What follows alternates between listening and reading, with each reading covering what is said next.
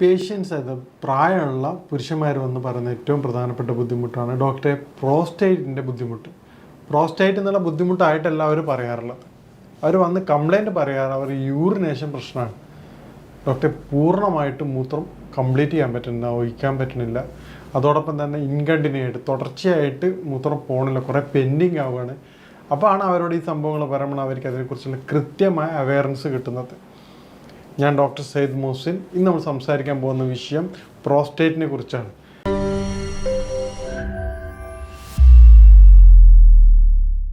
Prostate എന്നുള്ളത് പുരുഷന്മാരിൽ കണ്ടുവരുന്ന ഗ്രന്ഥിയാണ്.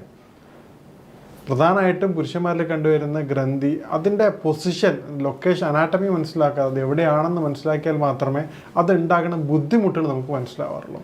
അത് യൂറിനറി ട്യൂബിൻ്റെ സ്റ്റാർട്ടിങ്ങിലാണുള്ളത്, ടോപ്പിലാണുള്ളത്.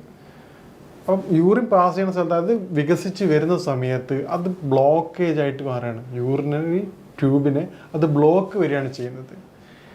ഇതാണ് പ്രോസ്റ്റേറ്റിൻ്റെ ഏറ്റവും പ്രധാനപ്പെട്ട. ഇത് നോർമലി കണ്ടുവരാറുള്ളത് 50 വയസ്സിന് മുകളിലുള്ള പുരുഷന്മാരിലാണ്.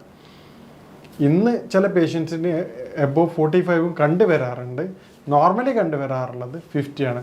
ഇത് വളരെ സിമ്പിളായിട്ട് കെയർ ചെയ്യുകയാണെങ്കിൽ വളരെ എളുപ്പം തന്നെ നമുക്ക് മാറ്റിയെടുക്കാവുന്നതാണ്. അതേസമയം അത് കെയർ ചെയ്യാതെ അൺകൺട്രോളായി പോയി കഴിഞ്ഞാൽ ഇതിൽ പരം ബുദ്ധിമുട്ടുണ്ടാകുന്ന ഒരു അസുഖം വേറെയും ഇല്ല പുരുഷന്മാർ. കാരണം കൃത്യമായ മൂത്രമൊഴിക്കാൻ പറ്റാത്ത അവസ്ഥ, ഏത് സമയത്തും ഒരു ഡിസ്കംഫർട്ടായിരിക്കും, ഇരിക്കാൻ പറ്റില്ല, നടക്കാൻ പറ്റില്ല, ഏത് സമയത്തും ഒരു ബുദ്ധിമുട്ടായിരിക്കും. ഇനി എന്താണ് അതിൻ്റെ കാരണങ്ങളെന്നും എത്ര ടൈപ്സാണ് അതിൻ്റെ ഗ്രേഡ് എങ്ങനെ മനസ്സിലാക്കാൻ നോക്കാം. പ്രധാനമായിട്ടും നമ്മൾ ഗ്രന്ഥിയുടെ വീക്കത്തിനനുസരിച്ചാണ് അതിൻ്റെ ഗ്രേഡ് കൺഫേം ചെയ്യുന്നത്. സ്റ്റാർട്ടിങ് ഫസ്റ്റ് ഗ്രേഡൊക്കെ ആണെങ്കിൽ വളരെ സിമ്പിളായിട്ട് നമുക്ക് പൂർണ്ണമായിട്ട് മാറ്റിയെടുക്കാവുന്നതാണ്. കാരണം 0 to 30 gram ഉള്ളതാണ് ഫസ്റ്റ് ഗ്രേഡ്. സെക്കൻഡ് ഗ്രേഡ് എന്ന് നമ്മൾ പൊതുവെ പറയാറുള്ളത് 30 to 40. തേർഡ് ഗ്രേഡ് എന്ന് പറയുന്നത് 40 to 60. ഫോർത്ത് ഗ്രേഡ് നമ്മൾ പൊതുവെ കൺസിഡർ ചെയ്യുന്നത് എബോവ് 80 ആണ്. 80 ഗ്രാമിന് മുകളിലുള്ളതാണ് നമ്മൾ ഫോർത്ത് ഗ്രേഡായിട്ട് കമ്പൽസറി ആയിട്ട് പറയാറുള്ളത്. ഈ ഫോർത്ത് ഗ്രേഡ് ആയി കഴിഞ്ഞാൽ നമുക്ക് സർജറി അത്യാവശ്യമായിട്ട് വരാറുണ്ട്. മറ്റുള്ള ഗ്രേഡൊക്കെ നമുക്ക് എന്ത് ചെയ്യാൻ പറ്റും, പൂർണ്ണമായിട്ട് ചികിത്സിച്ചിട്ട് റിവേഴ്സ് ചെയ്യാൻ പറ്റാറില്ല. സർജറി എന്നുള്ളത് ഇതിന് പെർമനൻറ്റ് സൊല്യൂഷൻ അല്ല. സർജറി കഴിഞ്ഞ പേഷ്യൻസിനും ഈ പ്രയാസങ്ങൾ വീണ്ടും ബുദ്ധിമുട്ട് വരാറുണ്ട്. ഇനി ഇതിൻ്റെ കാരണങ്ങൾ നമുക്ക് പ്രോസ്റ്റേറ്റിൻ്റെ ബുദ്ധിമുട്ട് തുടങ്ങുന്നതിന് മുമ്പുള്ള ലക്ഷണങ്ങൾ എന്താണെന്ന് പരിശോധിക്കാം. പ്രധാനമായിട്ടും പ്രോസ്റ്റേറ്റ് തുടങ്ങുന്നതിന് മുമ്പായിട്ട് കണ്ടുവരുന്നത് തുടർച്ചയായിട്ടുള്ള യൂറിൻ ടെൻഡൻസിയാണ്. ബാത്റൂം പോയിട്ട് തിരിച്ചു വരിക, കംപ്ലീറ്റ് ആയിട്ട് യൂറിനേഷൻ ചെയ്യാൻ പറ്റാത്ത അവസ്ഥ, തുടർച്ചയായിട്ടുണ്ടാകുന്ന യൂറിനറി ട്രാക്ക് ഇൻഫെക്ഷൻ, മൂത്രത്തിലുണ്ടാകുന്ന പഴുപ്പ്, അതോടൊപ്പം തന്നെ കൺട്രോൾ ചെയ്യാൻ പറ്റാത്ത യൂറിനേഷൻ, അതായത് പോയി പെട്ടെന്ന് തന്നെ ബാത്റൂമിൽ എത്തുകയെന്ന് തോന്നുന്നത് എന്നാൽ അത് കംപ്ലീറ്റ് ചെയ്യാൻ പറ്റാത്തൊരവസ്ഥ. ഇതിൻ്റെ സമാനമായിട്ട് തന്നെയാണ് യൂറിൻ മറ്റേ പ്രോസ്റ്റേറ്റിൻ്റെ ബുദ്ധിമുട്ട് വരുമ്പോൾ വരുന്നത്. പക്ഷേ അതിൻ്റെ കൂടെ തന്നെ നമുക്ക് മനസ്സിലാക്കുന്നത് വീക്ക്നെസ് ആയിട്ട് വരും.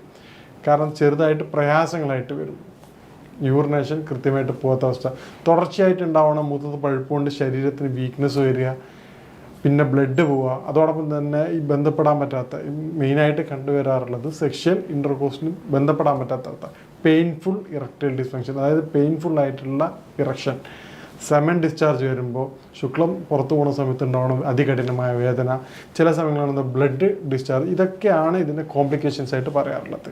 ഇനി ഇതോടൊപ്പം തന്നെ മറ്റു ഒരു കമ്പയർ ചെയ്യുമ്പോൾ ഡിഫറൻഷ്യൽ ഡയഗ്നോസിങ് എന്ന് പറയും. നമുക്ക് ഇതോട് മിസ് ഡയഗ്നോസിങ് ആയി പോകുന്നതിൽ ഒരു സംശയം വരുന്ന മറ്റൊരു അസുഖമാണ് പ്രോസ്റ്റേറ്റ് ക്യാൻസർ. അത് വളരെ റെയറാണ്. എല്ലാ പേഷ്യൻസും പ്രോസ്റ്റേറ്റ് ക്യാൻസർ അല്ല, വളരെ 10% മാത്രമേ കണ്ടുവരാറുള്ളത്. അത് നമുക്ക് എങ്ങനെ തിരിച്ചറിയാമെന്നുള്ളതാണ് ഏറ്റവും പ്രധാനം. പ്രോസ്റ്റേറ്റിൻ്റെ ലക്ഷണങ്ങളും പ്രോസ്റ്റേറ്റ് ക്യാൻസറിൻ്റെ ലക്ഷണങ്ങളും എന്താണെന്ന് നോക്കാം. പ്രധാനമായിട്ടും 4 ലക്ഷണങ്ങളാണുള്ളത്. പെട്ടെന്ന് തന്നെ ഉണ്ടാവുന്ന പ്രോസ്റ്റേറ്റ് ഗ്രന്ഥിയുടെ പ്രശ്നം. നോർമൽ പ്രോസ്റ്റേറ്റ് BPH എന്ന് പറയുന്നതിൻ്റെ ബിനൈൻ പ്രോസ്റ്റേറ്റ് ഹൈപ്പർട്രോഫി എന്ന് പറയുന്നതിൻ്റെ പ്രോസ്റ്റേറ്റിൻ്റെ കംപ്ലൈൻറ്റ് എന്താണ്, അത് പെട്ടെന്നല്ല, അത് ഗ്രാജ്വലിയാണ് സംഭവിക്കുക. വളരെ സാവധാനം മാത്രമേ അതിൻ്റെ ഗ്രോത്ത് ഉണ്ടാവാറുള്ളൂ. കാരണം അത് സൈനിക് സിംറ്റംസ് ഫസ്റ്റ് മന്ത് വന്ന് പിന്നീട് അത് കുറച്ചൊന്നായിട്ട് ബുദ്ധിമുട്ട് കൂടി, തൊട്ടടുത്ത മന്ത് അതിലും കൂടി, അങ്ങനെയാണ് അതിൻ്റെ ഗ്രോത്ത് വരിക. അത് ഇവിടെ കമ്പയർ ചെയ്യണ ക്യാൻസറിലാണെങ്കിൽ അതിൻ്റെ ഗ്രോത്ത് വളരെ ഫാസ്റ്റ് ആയിരിക്കും, വളരെ പെട്ടെന്ന് തന്നെ ഈ കോംപ്ലിക്കേഷനിലേക്ക് എത്തും. പിന്നീട് ഉണ്ടാവുന്ന വെയിറ്റ് ലോസ് ആണ്. നോർമൽ പ്രോസ്റ്റേറ്റിന് വെയിറ്റ് യാതൊരു കാരണവശാലും കുറയാറില്ല. പക്ഷേ ക്യാൻസറുള്ള പ്രോസ്റ്റേറ്റിൻ്റെ പ്രശ്നമാണെങ്കിൽ, പ്രോസ്റ്റേറ്റ് ക്യാൻസർ ആണെങ്കിൽ വെയിറ്റ് വളരെ പെട്ടെന്ന് കുറയും. അതോടൊപ്പം തന്നെ ലിംഫ് നോഡ് എൻലാർജ്മെൻറ്റ് ഉണ്ടാവും. ആ ഭാഗങ്ങളിൽ ലിംഫ് നോഡിന് കാലവീക്കം ഉണ്ടാവാറുണ്ട്. മറ്റേതിന് യാതൊരുവിധ ലിംഫ് എൻലാർജ്മെൻറ്റ് ഉണ്ടാവില്ല. ബ്ലഡ് തുടർച്ചയായിട്ട് പാസ് ചെയ്യാറുണ്ട്. ഇതിൽ ബ്ലഡിൻ്റെ തുടർച്ചയായിട്ട് ബ്ലഡ് ഉണ്ടാകും, വളരെ റെയറായിട്ട് ബ്ലഡ് പാസ് ചെയ്യാന്നുള്ളത്. ഇതാണ് പ്രധാനമായിട്ടുള്ള നമുക്ക് ഐഡൻറ്റിഫൈ ചെയ്യാനുള്ള എനിക്കുണ്ടായ ബുദ്ധിമുട്ട് പ്രോസ്റ്റേറ്റ് ആണോ അല്ലെങ്കിൽ ഈ പറഞ്ഞ ക്യാൻസർ ആണോ എന്നുള്ള ഈ മേൽപ്പറഞ്ഞ 4 കാരണങ്ങൾ നിർബന്ധമായിട്ടും കണ്ടുവരികയാണെങ്കിൽ നിങ്ങൾ ഉടനെ ഒരു വൈദ്യസഹായം തേടേണ്ടതാണ്. കാരണം എന്ന് പറഞ്ഞാൽ നമുക്കത് വളരെ പെട്ടെന്ന് തന്നെ അത് ടെസ്റ്റ് ചെയ്ത് കൺഫേം ചെയ്യേണ്ടതുണ്ട്. വളരെ സാവധാനം വരുന്നതിന് നിങ്ങൾ അതും കെയർലെസ് ആയിട്ട് ഇടാതെ അപ്പോൾ ഡോക്ടറെ കൺസൾട്ട് ചെയ്ത് കഴിഞ്ഞാൽ വളരെ പെട്ടെന്ന് തന്നെ നമുക്ക് ഈസി ഡയഗ്നോസിബിളാണ്. ഏത് തരമായി കഴിഞ്ഞാൽ പെട്ടെന്ന് തന്നെ ഡയഗ്നോസ് ചെയ്യുമ്പോൾ വളരെ എളുപ്പം തന്നെ അത് പെട്ടെന്ന് തന്നെ മാറുന്നതാണ്. ഇനി പ്രോസ്റ്റേറ്റിൻ്റെ പ്രധാനമായിട്ടുള്ള കാരണങ്ങൾ നോക്കാം.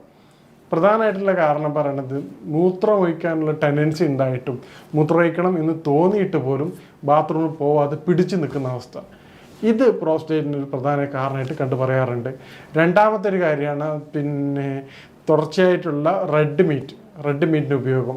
പിന്നീടുള്ളതാണ് വ്യായാമക്കുറവ്. ഈ കാരണങ്ങൾ പ്രോസ്റ്റേറ്റിൻ്റെ ഒരു പ്രധാനപ്പെട്ട ഘടകമായിട്ട് പറയാറുണ്ട്. ഇതൊക്കെയാണ് പ്രധാന കാരണങ്ങളായി കണ്ടുവരുന്നത്. ഇനി പ്രോസ്റ്റേറ്റ് എങ്ങനെ നമുക്ക് പ്രിവെൻറ്റ് ചെയ്യാം, എന്തൊക്കെ പ്രിക്കോഷൻസ് എടുത്ത് നമുക്ക് പ്രോസ്റ്റേറ്റ് വരാതിരിക്കാൻ നോക്കാം, പ്രോസ്റ്റേറ്റ് ഗ്രന്ഥി വീക്കം വരാതെ എങ്ങനെ നോക്കുക എന്നുള്ളതാണ്. ആദ്യമായിട്ട് നമ്മൾ ചെയ്യേണ്ട കാര്യം റെഡ് മീറ്റിൻ്റെ അളവ് കുറയ്ക്കുക, കൃത്യമായ രൂപത്തിലുള്ള വ്യായാമം ചെയ്യുക. അതോടൊപ്പം തന്നെ ഡയറ്റിൽ കുറച്ച് വേരിയേഷൻസ് വരുത്തുക. ഉദാഹരണത്തിന് കുറച്ച് കൂടുതലായിക്കൊണ്ട് നമ്മൾ വെളുത്തുള്ളി കഴിക്കുക. അതോടൊപ്പം തന്നെ അത്തിപ്പഴം രാത്രി നിങ്ങൾ ഡെയിലി ഒരു 5 എണ്ണം കഴിക്കുകയാണെങ്കിൽ അത് പ്രോസ്റ്റേറ്റിൻ്റെ എൻലാർജ്മെൻറ്റ് തടയുന്നതായിട്ട് കണ്ടുവരാറുണ്ട്. ബെറീസ് അത് ആൻറ്റി ഓക്സിഡൻറ്റ്, അത് ബ്ലോക്കേജ് കാര്യങ്ങൾ തടസ്സം ഇല്ലാതാക്കുന്നതായിട്ട് കണ്ടെത്തിയിട്ടുണ്ട്. മേൽപ്പറഞ്ഞ കാര്യങ്ങൾ നമ്മൾ ശ്രദ്ധിക്കുകയാണെങ്കിൽ പ്രോസ്റ്റേറ്റ് ഗ്രന്ഥി വീക്കം കൊണ്ടുണ്ടാകുന്ന ആരോഗ്യ പ്രശ്നങ്ങൾ ഒരു പരിധിവരെ നിങ്ങൾക്ക് കൃത്യമായ രൂപത്തിൽ ഇല്ലാതാക്കാൻ സഹായിക്കുന്നതാണ്.